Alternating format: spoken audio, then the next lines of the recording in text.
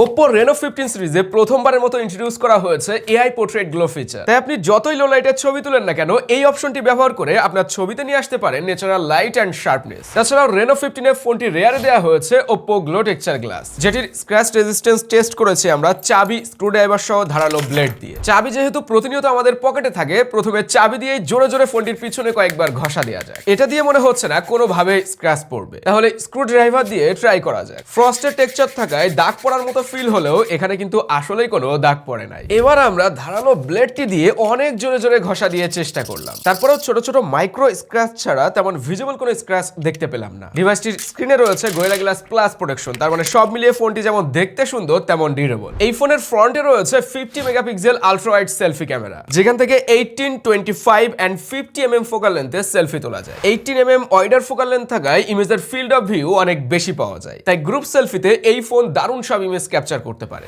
ফোনটি সম্পর্কে বিস্তারিত আমরা রিভিউতে জানিয়েছি, রিভিউ ভিডিওটি এখান থেকে দেখে আসতে পারেন।